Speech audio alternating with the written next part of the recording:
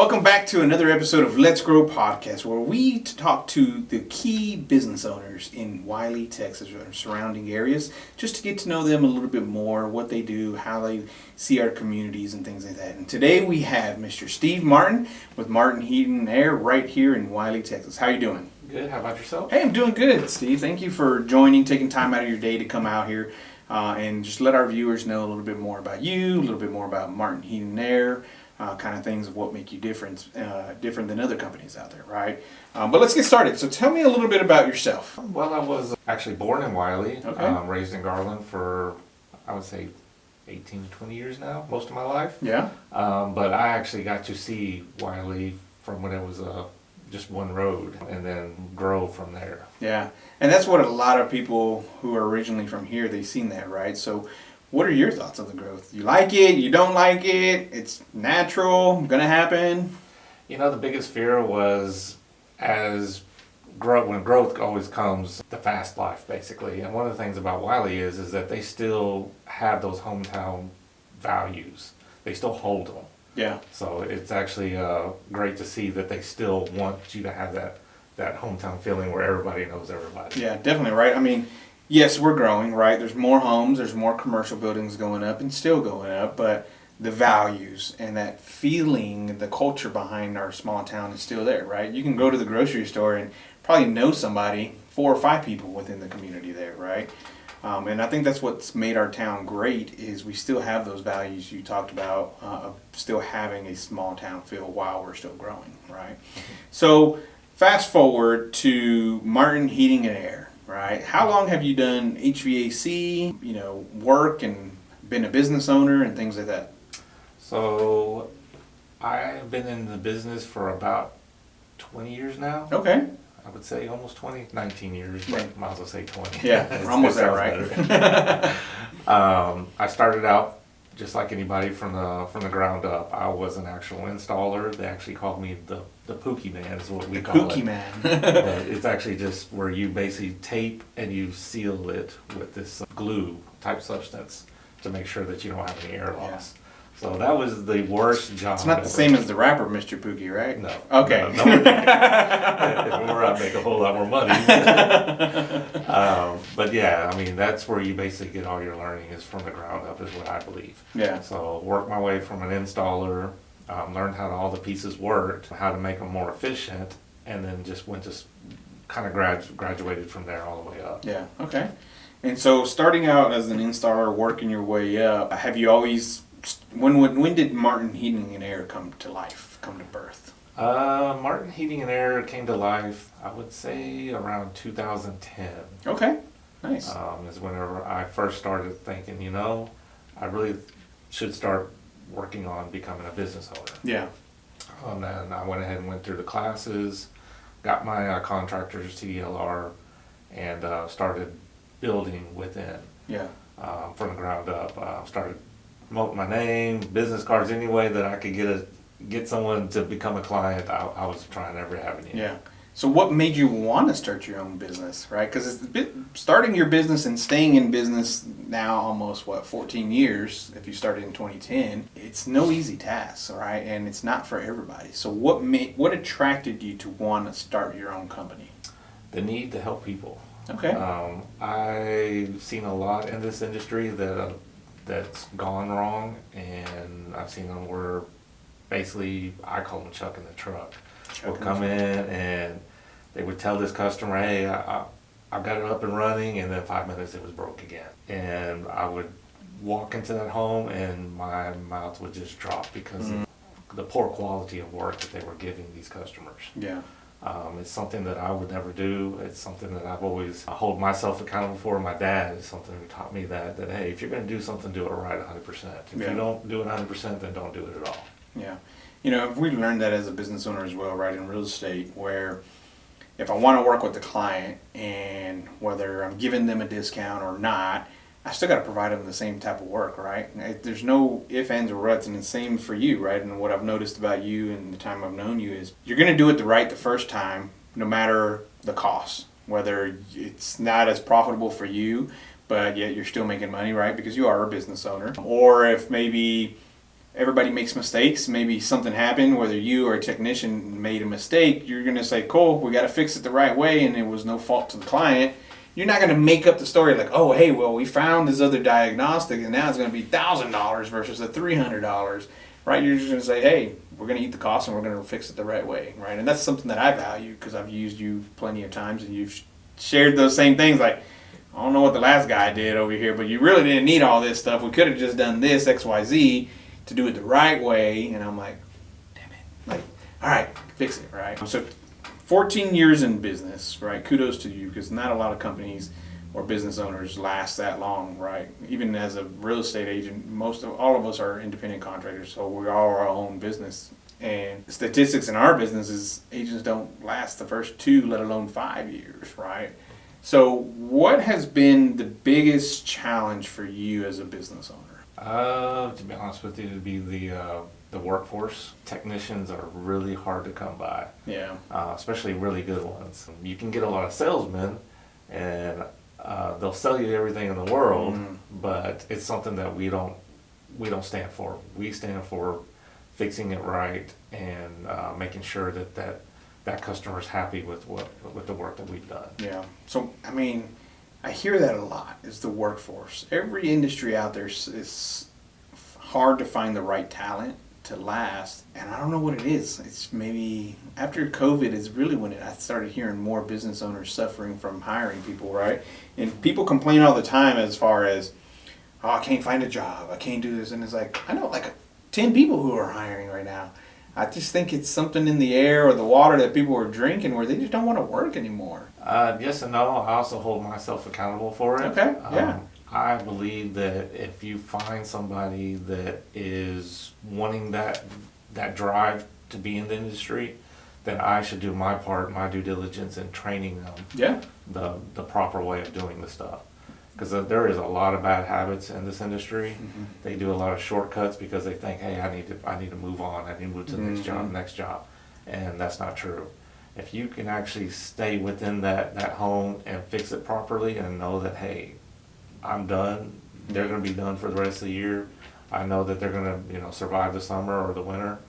Then that's all I'm asking for. Yeah, and that's what makes you different than the Chuck and the trucks, right? The Chuck and the trucks are going to go put a Band-Aid on the repair, hoping that they get called back in 6 months to make more money off these people, right? Versus taking the time to really find out the issues, fix the issue properly, and be like, hey, just call me next time you need maintenance or something, right? It's going to last you a while, based off of what we did. You won't hear from them in 6 months, right? And that's what makes you different and things. Okay, so biggest challenge is the workforce. What's been your greatest highlight of a business owner? Seeing the smile on a customer's face, to be honest with you.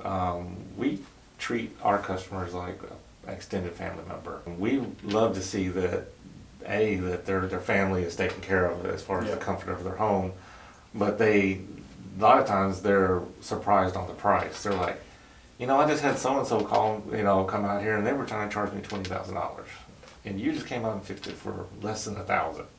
And it works great. Yeah. Not only that, our energy bill is lower.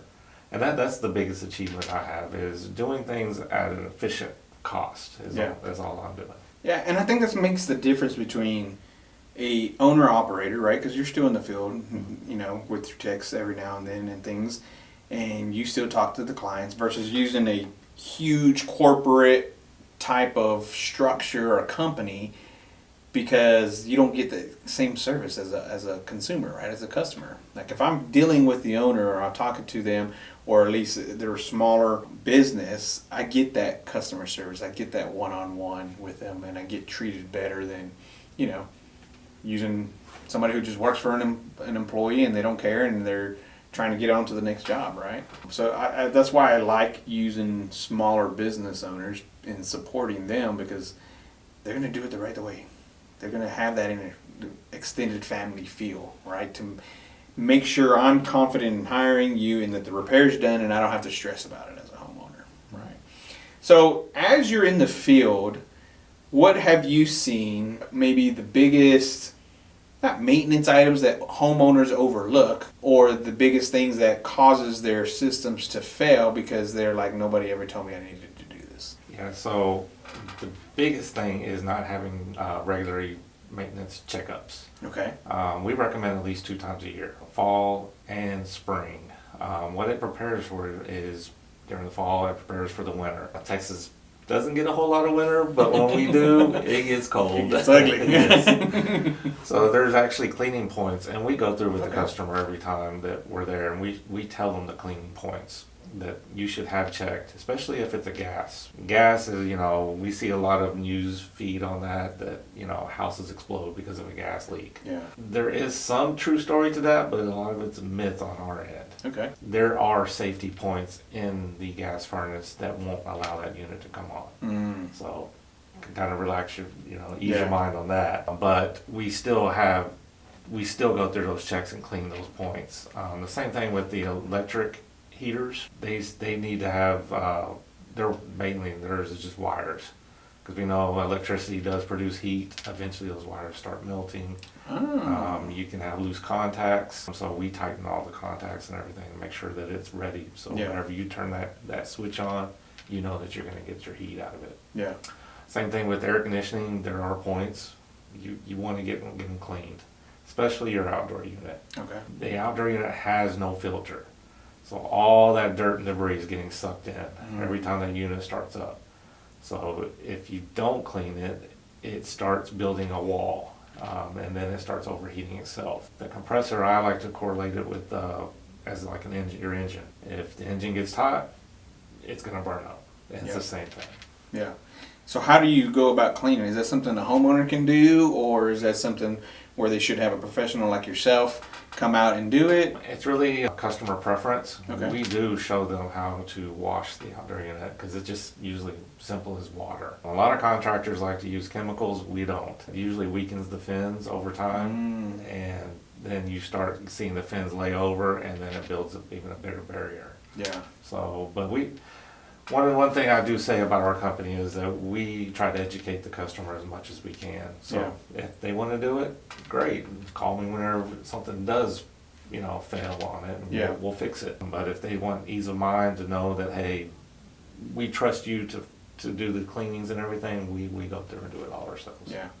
Good. Now, how important is changing your air filter?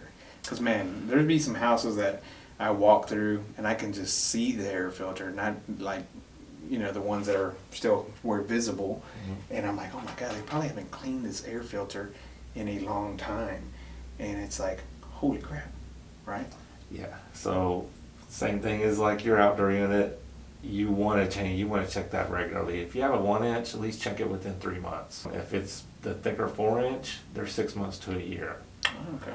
One of the other myths is I need to change it every 3 months or every month. No, just check it and see if there's any debris in there. If there is, then obviously change it. The blower motor doesn't mind having a little bit of dirt on it. It actually kind of helps the efficiency out. Okay. If that makes any sense. Yeah. But the other myth is the MERV rating. Okay. Most people think I need to get this hypoallergenic, real thick filter. It is actually worse on your HVAC system. Really? Yes. Okay. We just had one on Saturday that we went out to, and they had a MERV 13. They were like, yeah, my kids have allergies and this and that. And it actually stopped up the unit and it overheated the furnace. Ooh. And so he was like, yeah, it just quit working. And it's 63 degrees in the house. So when I pulled that filter out, you can actually hear how it relieved itself. Oh. So. Oh, wow. Yeah. So my recommendation is MERV 10. Or MERV 10 to MERV 8 is fine. But if you have allergies, I would recommend using an UV light. And that will actually take care of all your allergies, viruses, and molds. Okay.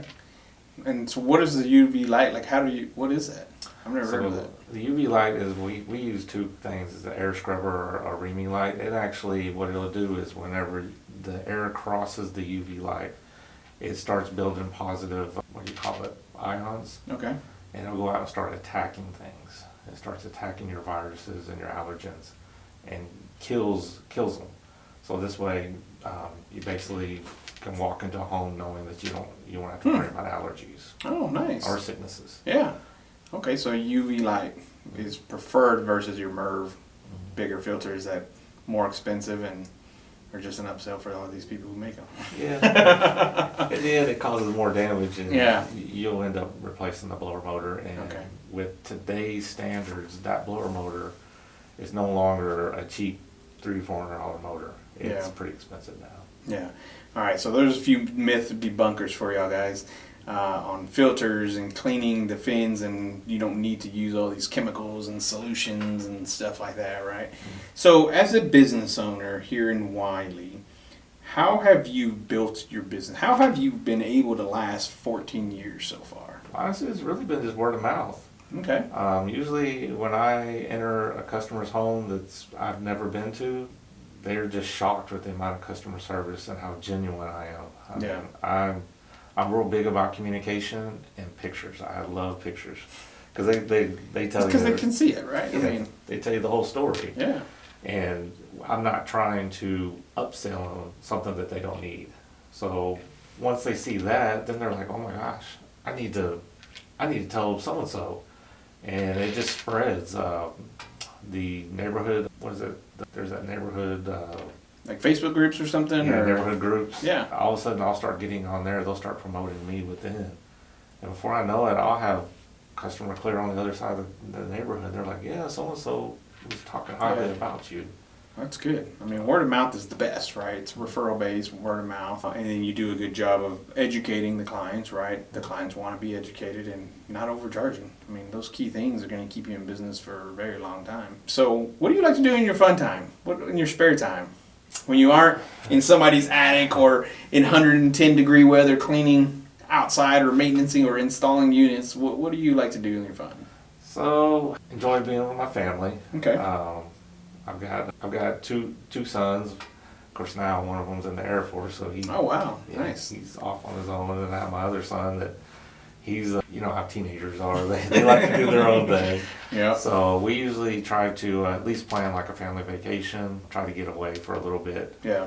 Fortunately, it doesn't happen in the summer because I'm too busy. But Yeah. it's winter time. But Okay. we make the best of it. Nice. Enjoy working on cars. Okay. I have 2 show cars as of right now. Yeah. Depends on my itch. Yeah. And then just really just hanging out watching sports. So sports, cars, and travel. That's awesome, man. So what kind of cars do you have? I've got a 16 Hellcat that it's a streetable car. For now? For now. Yeah. It's a lot of fun. I never thought in a million years I would get one. My son used to always pick on me, you're not going to get a Hellcat. Yeah. And I was like, I'll get one day. I'll show you, kid. You don't tell me what to do. I'm the dad, right? And when we drove up in it, he was like, okay. Oh, I'll start getting good grades because maybe one day that's going to be mine, right? Yeah, he's tried to drive it once or twice. Yeah. And then I've got a Chrysler 300 Okay, cool. that I've pretty much from paint up, I've stripped down and just rebuilt. Nice. All right. So when you're not AC and you're enjoying those car shows. Yes. Sports team. Who's your favorite sports team? I am in an abusive relationship with the Dallas Cowboys right now. I think a lot of us are, right? We have that love-hate relationship, that abusive relationship with them right now. Yes. Oh, man, yeah. We can talk about that for days, but we're not going to do that and keep our viewers Yeah. on It's the just, same, yeah. we'll keep the negativity out for now. Yes. This is a positive podcast. We're not going to be talking about the Cowboys. Okay. But also, I would say I am big Texas Rangers fan. Nice, yeah. Finally got to see them win one. I know. It was so great, wasn't it? Yes. And then I think you were at the parade too, right?